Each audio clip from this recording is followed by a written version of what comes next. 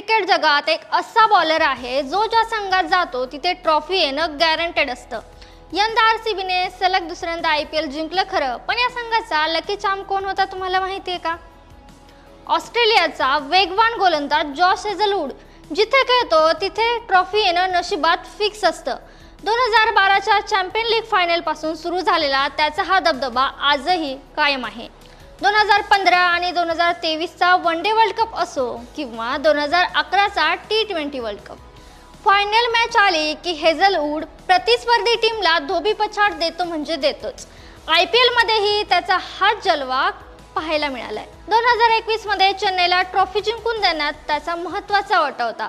तसंच 2025 मध्ये आरसीबीला पहिलं जेतेपद जिंकून देण्यात सुद्धा त्याचा महत्त्वाचा वाटा होता। आणि आता IPL 2026च्या फायनल मध्ये त्याने आपली तीच जादू दाखवली।